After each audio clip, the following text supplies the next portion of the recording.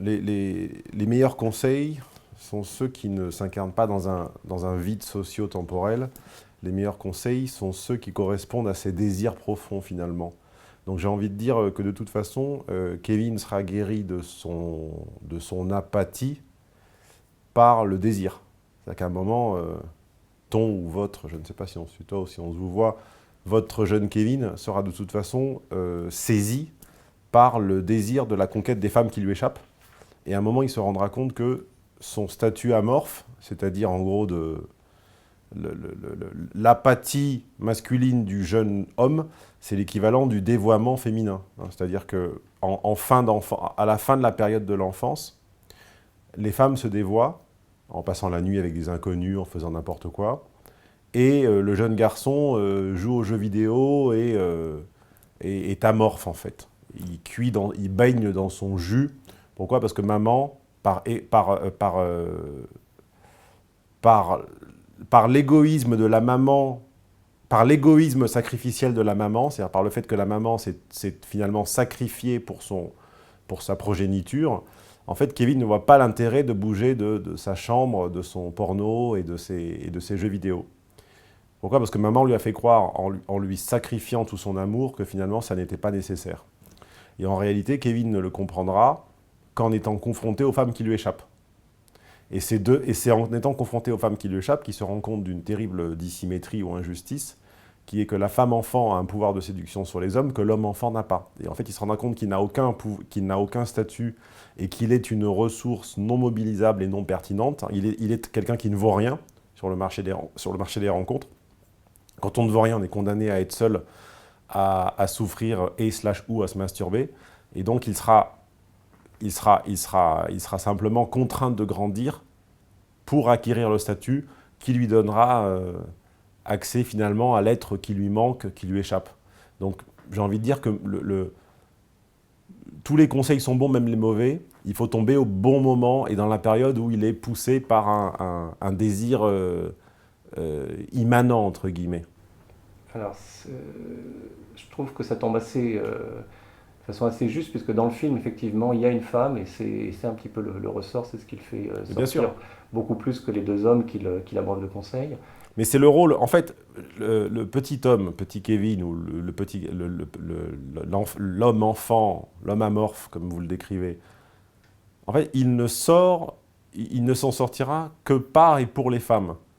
Pas parce qu'il aime la femme avec un grand F, c'est-à-dire le logiciel féminin, la machine philosophique féminine, le système pensant féminin, le système de valeurs féminin, qu'en général il ne connaît pas, et quand on lui met devant les yeux, il dit mais qu'est-ce que c'est que ça, c'est pas possible de penser comme ça. Il sort de son apathie et de son état morphinique parce qu'une femme l'a fait souffrir. Et c'est ce qu'on appelle la femme fatale. On en a tous une. C'est une femme qui nous a tirés de notre naïveté pour nous faire en fait souffrir, car telle est sa fonction. C'est la fonction psychosociologique de ce qu'on appelle la femme fatale, c'est de reconnaître par son empathie communicationnelle un gentil garçon, de jeter son dévolu sur lui, ou en tout cas ce que lui pense être son dévolu, de le lancer à sa conquête, et pour finalement le jeter comme une chaussette, ou le tromper avec son meilleur ami, ou l'humilier publiquement à de nombreuses reprises, et pour lui infliger en fait la dose de souffrance et d'abandon qu'aurait dû lui infliger sa mère, mais que sa mère ne lui a pas infligé en se sacrifiant. Le sacrifice maternel est en fait de l'égoïsme, car la mère parfaite, à un moment, doit abandonner son fils. Abandonner symboliquement, elle doit toujours être là, évidemment, en cas de coup dur, mais elle ne doit pas le couver outre mesure, type maman juive ou maman italienne. Vous voyez? Parce que en fait, on a 3 naissances dans la vie. On naît biologiquement, en sortant du cordon, du ventre. On est en étant abandonné par quelqu'un dont on croyait l'amour inconditionnel. Ça, c'est la 2e naissance. Et on est une 3e fois quand ses parents meurent. Et donc, en réalité, celui qui se croit vivant simplement parce qu'il respire et que ses poumons se remplissent et se vident d'air, mais qui n'a pas été abandonné par quelqu'un dont il croyait l'amour inconditionnel, n'a finalement eu qu'une naissance biologique. Mais ces connexions psychosociologiques ne sont pas nées. Et normalement, c'est le rôle des top parents que de savoir faire comprendre à leur enfant qu'ils seront présents à partir d'un certain âge où ils décèlent en lui une maturité suffisante il faut à un moment se mettre en retrait, ne plus l'héberger, ne plus le soutenir financièrement, hein, bien sûr, sauf coup dur, je répète, sauf coup dur, sauf projet très particulier qui nécessiterait que. Mais à un moment, il ne faut plus fournir ce matelas inconditionnel qui le laisse couler dans son petit bain de transpiration dans sa chambre. Ouais. Et mais le passage du temps ne fait rien. C'est-à-dire qu'il faut passer par l'épreuve du rejet, de la souffrance.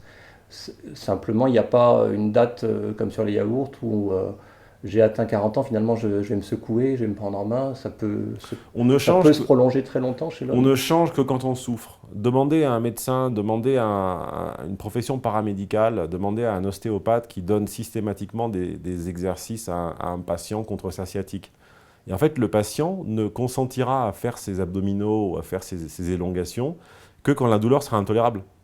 Tant que la douleur sera de 1, 2 ou 3 sur 10, le patient vivra avec sa douleur et puis se rendra chaque mois chez l'ostéopathe.